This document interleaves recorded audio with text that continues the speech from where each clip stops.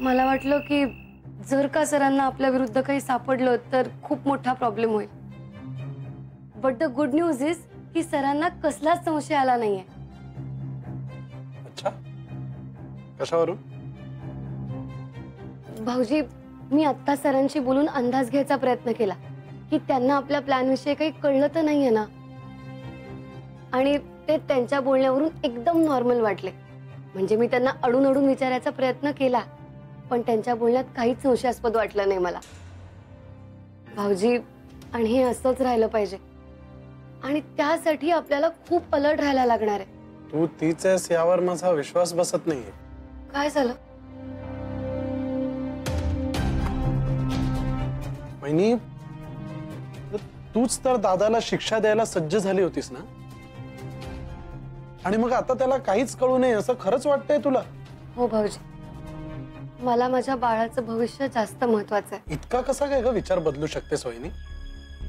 म्हणजे दादाला शिक्षा होईल किंवा होणार नाही, पण निदान त्याला त्याच्या गुन्ह्यांची जाणीव तरी व्हायला नको? कम ऑन वहिनी.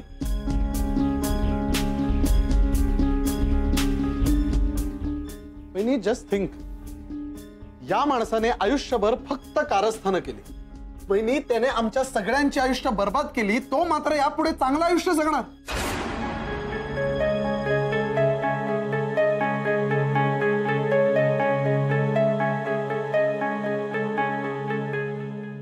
भाऊजी, हा न्याय आहे का ग?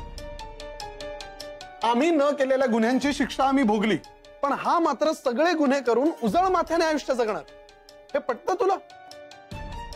जो सुखी संसार राजनंदिनीला हवा होता तो तिला मिळालाच नाही, पण तिला मारून टाकणाऱ्या विक्रांत सरंजामेला मात्र तो मिळणार. याला काय अर्थ आहे वहिनी?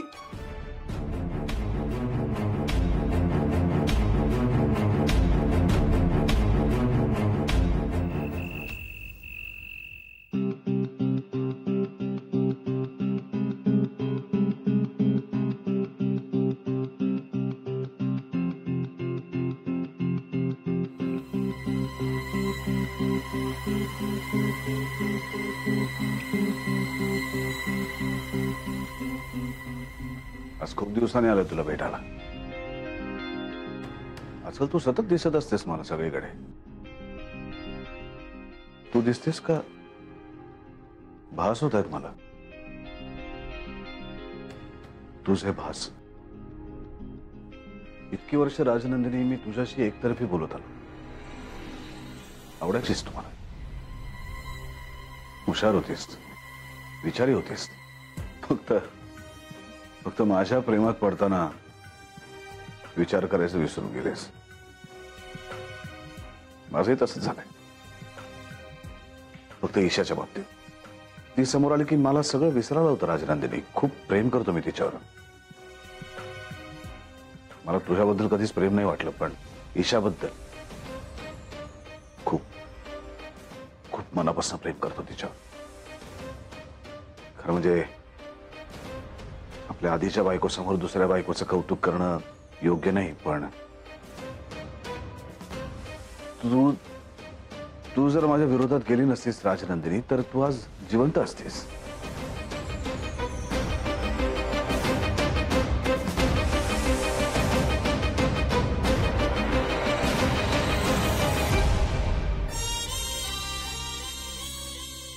तुला गंमत सांगू राजनंदिनी, खरं म्हणजे ईशाच्या विरोधात जाण्यासारख्या अनेक गोष्टी आहेत, पण मी नाही जाऊ शकत तिच्या विरोधात. मी खूप प्रेम करतो तिच्यावर राजनंदिनी, जसं तू केलं होतंस माझ्या.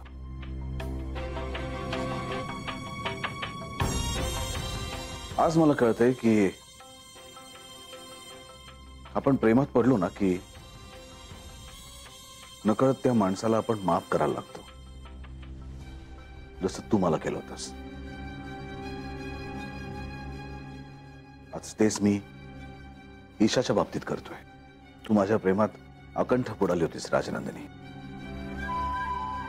खूप विश्वास होता तुझा माझ्यावरती, आणि मी त्या प्रेमाचा, त्या विश्वासाचा वापर केला तुला खेळवण्यासाठी. ईशावरही माझा खूप प्रेम आहे, तिच्यावरही माझा खूप विश्वास आहे. पण झेंडे म्हणतो की ईशावरचा माझा विश्वास चुकीचा आहे. का? म्हणजे ईशा सुद्धा त्या विश्वासाचा वापर करून घेत असेल का?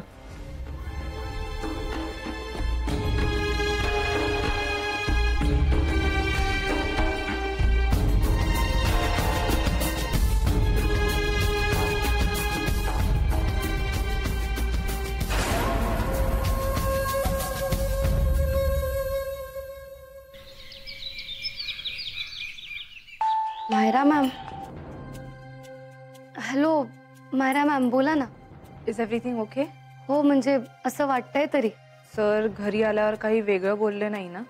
नाही मायरा मॅम, मी त्यांना ऑफिसला का गेला होतात हेही विचारायचा प्रयत्न केला, पण त्यांच्या बोलण्यात काहीच वेगळं नाही जाणवलं मला. म्हणजे सरांना डाऊट आलेला नाहीये? नाही, म्हणजे ते म्हणत तरी होते की सगळ्या रुटीन कामांसाठीच ते गेले होते म्हणून.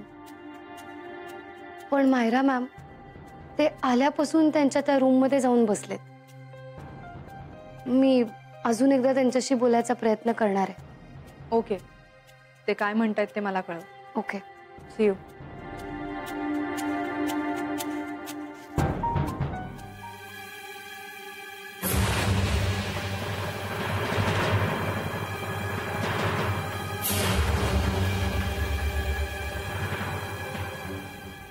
सर इथेही नाही आहे.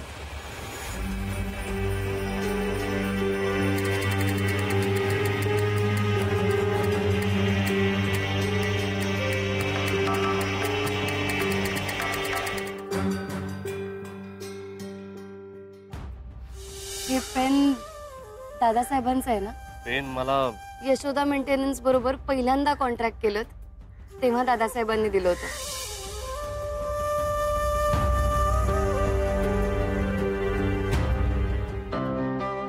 आई, बाबा, नमस्कार. कसे आहात? छान. अहो, हे काय घेऊन आलात तुम्ही? अहो, तुम्ही माझ्यासाठी नेहमी मी आलो की चहा करता, मला जेवायला देता. तुमच्यासाठी थोडीशी फळं घेऊन आलो. बरं वाटतंय ना जावई बापू आता? बरं आहे. बरं, ते जाऊ दे. मला सांगा, आता तुम्ही कसे आहात? काही अडचण नाही ना? नाही. कमी म्हणजे फक्त एकाच गोष्टीची कमी आहे. काय इथे सगळ्या कामांना माणसं आहेत, आम्हाला करायला काही कामच नाही. हो, म्हणजे पुष्पा तरी मधून अधून थोडंसं स्वयंपाक घरात जाऊन काम शोधते, पण मला मात्र नुसता आरामच आराम आहे. नुसता आराम करून कंटाळा येतो हो, बसून बसून. अहो, नेमकं काही काय सांगताय? तुम्ही चला माझ्याबरोबर. तुमच्या कंटाळ्यावरती मी एक उपाय शोधलाय बाबा. कुठे? चला तर सांगतो. या. येतो जाऊ. या.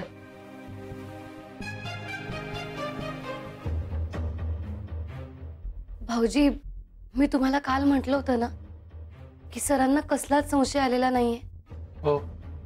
पण तसं नाहीये. सरांना नक्कीच काहीतरी कळलंय. कशावरून? हे पेन दादासाहेबांनी हे पेन जालिंदरला दिलं होतं. पण मग हे पेन तुझ्याकडे कसं आलं? भाऊजी, जालिंदर सरांनीच मला हे पेन दिलं. दादासाहेबांची आठवण म्हणून त्यांनी इतके वर्ष जपून ठेवलं होतं आणि मला एका दिवशी भेटायला बोलवून त्यांनी हे पेन मला दिलं. पण भाऊजी, मी हे पेन माझ्या कपाटात ठेवलं होतं आणि आत्ता हे मला राजनंदिनीच्या रूममध्ये सापडलं. मला वाटतंय की सरांनीच हे पेन तिथे ठेवलं असणार. ज्या अर्थी सरांनी हे पेन बघितलंय त्या अर्थी नक्कीच त्यांना माझ्याविषयी संशय आलेला असणार. मला सांगा, आता काय करायचं आपण? काहीही झालं तरी सरांना हे सगळं कळता कामा नये. असं कसं शक्य आहे ईशा? विक्रांत वरून ताकभात ओळखतात. त्यांना आपल्या कारस्थानाचा अंदाज येणार नाही असं शक्यच नाही ईशा.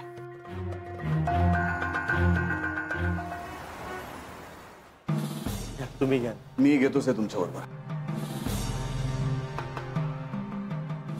मग बाबा, दुकानात चक्कर मारतं की नाही? सगळं ठीक चालू आहे ना? हो, जातो ना. काम केल्याशिवाय काही खरं नाही हो. पण आता जरा ईशासाठी वेळ काढलाय. तिला गरज आहे आमची. बाबा आता तुम्ही म्हणालात ते मला फार आवडलं. आणि तुम्ही ईशासाठी हे सगळं करताय, गरज म्हणून, तिची गरज म्हणून. म्हणजे तसं बघायला गेलं तर तुम्हाला स्वतःचं घर सोडून दुसऱ्यांच्या घरी राहायला फारसं आवडत नाही बाबा. पण तुम्ही हे तुमच्या मुलीसाठी करताय.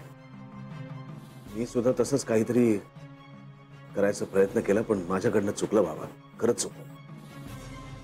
अनेक गोष्टी मी ईशापासून लपवून ठेवल्या. जाऊ द्या विक्रांत सर, विसरून जा ते सगळं. तुमचं मन खूप मोठं आहे बाबा, पण मी नाही विसरू शकत. तिच्याशी खोटं बोलल्याची, तिच्यापासून गोष्टी लपवून ठेवल्याची टोचणी अजून माझ्या मनाला. या सगळ्या गोष्टीचा खूप पश्चाताप होतोय मला.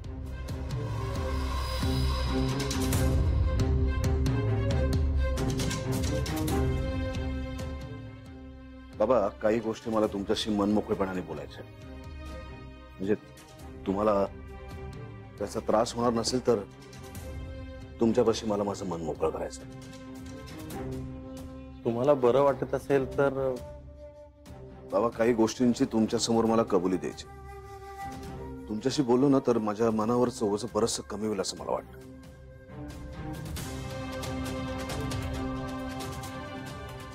बाबा प्रतिकूल परिस्थितीत राहणारा माणूस कधी कधी बंड करून होतो. त्याला हवंय ते मिळवण्यासाठी तो वाटेल त्या मार्गाचा अवलंब करतो. तुम्ही सुद्धा अत्यंत वाईट परिस्थिती बघितली. आपली कुवत असून सुद्धा जर आपल्याला हवं तसं काम, मनासारखं काम, पैसा नाही मिळाला तर त्या फ्रस्ट्रेशन पोटी माणूस काही करू शकतो. जेच मी केलं बाबा. लहान असतानाच मी अनाथ आश्रमात वाढलो. पैसा मिळवण्यासाठी वाटेल ती कामं केली, त्यातनं शिक्षण पूर्ण केलं.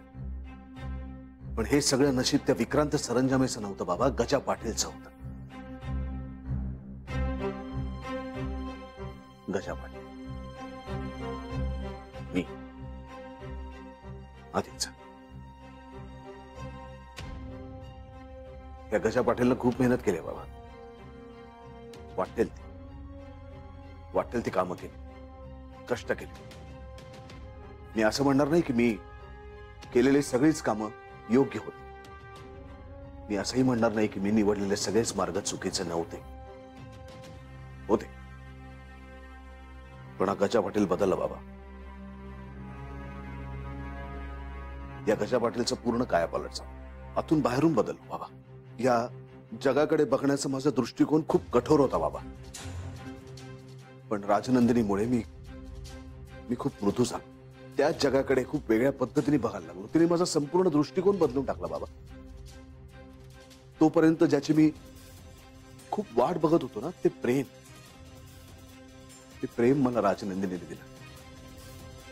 आयुष्यात स्वतःचाच एक वेगळा मार्ग शोधायला तिने मला मदत केली. आणि त्या मार्गावरनं पुढे वाटचाल चालू असतानाच अचानक माझा हात सोडून ती अर्ध्यातनं निघून गेली बाबा. पुन्हा मी तिथेच आलो, त्याच ठिकाणी. कळत नव्हतं आता पुढे कसं जावं, काय करावं. आणि त्याच वेळेस मला ईशा भेटली बाबा.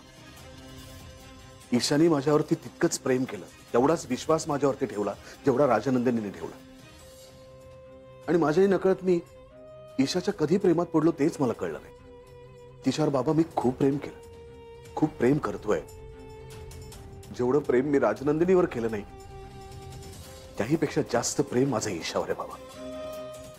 सतत भीती वाटत होती मनात की काहीतरी घडेल आणि ईशा सुद्धा आपल्याला सोडून जाईल. पण मला तिला सोडायचं नव्हतं बाबा. मला तिला घट्ट पकडून ठेवायचं होतं माझ्याजवळ. ती जाण्याची कल्पनाही मी करू शकत नव्हतो. आणि म्हणूनच मी खोटं बोललो बाबा तिच्याशी, तुमच्याशी. माझं आधीचं नाव, माझा आधीचा इतिहास, माझ्याबद्दलच्या अनेक गोष्टी मी तिच्यापासून लपवून ठेवल्या. आणि तिच्यापासून काय, तुमच्यापासूनही लपवून ठेवल्या. केवळ ती मला सोडून जाईल या भीतीने मी अनेक गोष्टी लपवून ठेवल्या बाबा. मला माफ करा बाबा. अहो मी हे सगळं केलं ते फक्त माझं प्रेम टिकावं म्हणून केलं नाही. त्यासाठी मी माझा भूतकाळ लपवून ठेवला आणि ती सगळ्यात मोठी चूक केली. आणि त्यासाठी तरी मला माफ करा बाबा. विक्रांत सर असं काय करताय? तुम्ही यापूर्वी सुद्धा आमची माफी मागितलेली आहे. मी म्हणलं ना बाबा, आपण केलेल्या सगळ्या कृत्याची एक टोचणी असते ना मनात, म्हणून. आम्ही ईशाला सुद्धा सांगितलंय सगळं हे विसरून जा म्हणून. म्हणजे ईशाला तुमचं हे सगळं माहिती आहे सर. पण कसं शक्य आहे बाबा?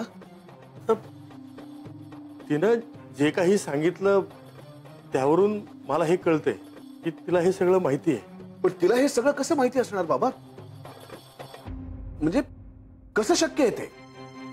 काय सांगितलं तिने? सर, एक दिवस ती घरी आली.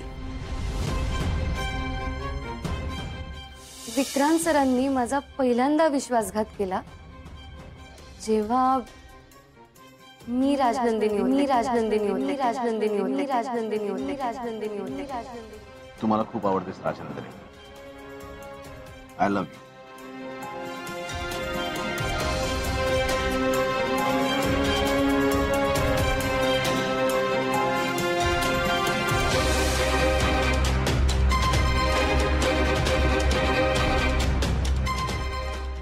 सगळं तिला दिसलं? हो, तसं ती म्हणाली. ती म्हणाली की हे सगळं मी अगोदरच जगले. मग पुढे? हो, माझा आणि पुष्पाचा सुद्धा विश्वास बसला नाही या गोष्टीवर. पण तिला स्वप्नात जे दिसलं ते सगळं खरं आहे असं ती म्हणाली. आणि त्याची तिला खात्रीच होती. आणि तिच्या त्या स्वप्नांवरनं तिनं ठरवलंय की तीच राजनंदिनी आहे. विक्रांत सर, ईशाला असं वाटतंय की ती राजनंदिनीचा पुनर्जन्म आहे. अहो, राजनंदिनीबद्दल तिने अशा अनेक गोष्टी सांगितल्यात आम्हाला की त्या तिला कशा कळाल्या हा मलाही प्रश्न पडलाय. तिनं इतकं काय काय सांगितलंय की त्यातल्या अनेक गोष्टी मला आता आठवत सुद्धा नाही. तुम्ही त्यावेळी जालिंदरला फसवलं होतं. राजनंदिनीशी लग्न करून सगळा बिझनेस हातात घेतला. दादासाहेबांना ते पसंत नव्हतं म्हणून तुम्ही त्यांना चुकीची औषधं दिलीत आणि नंतर राजनंदिनीला सुद्धा मारलं. ह्या सगळ्या गोष्टींवर कसा विश्वास ठेवायचा सांगा ना. नाही म्हणजे सोन्याताई म्हणत होत्या तेच खरं ना की ईशाला काहीतरी मानसिक आजार झाला असेल, त्याशिवाय ती हे असं पुनर्जन्म वगैरे बोलणार नाही. सर, म्हणून मी तिला निक्षून सांगितलं की तुझा पुनर्जन्म आहे की नाही कोणास ठाऊक, पण तू हे सगळं विसरून जा. मी तिला सांगितलं, म्हणलं आता तुझ्या वर्तमान काळाचा विचार कर. तू आता आई होणार आहेस म्हटलं, त्यामुळं तुझ्या भविष्याचा, येणाऱ्या बाळाचा विचार कर. विक्रांत सर, ईशानं तुमच्याबरोबर सुखानं समाधानानं संसार करावा असं मी तिला सांगितलं. आणि माझी खात्री आहे माझी ईशा माझं सगळं ऐकेल. हो, कारण मी सांगतो हे नेहमीच तिला पटत असते. पटलंय का तुम्हाला हे?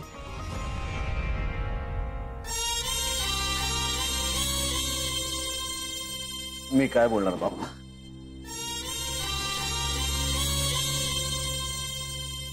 हे जे सगळं तिला दिसलं ते सगळं खरं आहे का? असं काही नाहीये बाबा. हे म्हणजे इकडून तिकडून जमवलेल्या गोष्टी आहेत सगळ्या. कुठं तरी मिळवलेली माहिती आहे, त्याची बनवली एक फिल्मी स्टोरी आहे. हे असं कधी घडतं का बाबा खऱ्या आयुष्यात? तेच वाटतंय मला. म्हणजे आम्ही तुम्हाला ज्या दिवसापासून ओळखतो तुम्ही तर देव माणूस आहात. तुम्ही खूप साधे आहात बाबा. मी सांगू तुम्हाला तर तुम्ही या सगळ्यामध्ये पडू नका. तुम्हाला झेपणार नाहीये सगळं. माझं ऐकाल तर आता घरी जा. हं? घरी जा आणि डोक्यात नाही सगळं काढून टाका. माझा ड्रायव्हर तुम्हाला सोडेल.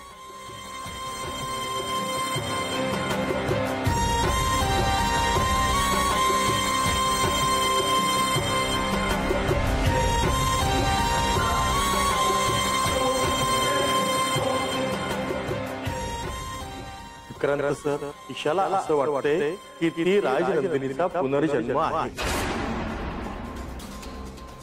तू जरा स्वतःला पटवून घे. ईशा हीच राजनंदिनी आहे. ती आता पूर्वीची राहिलेली नाही.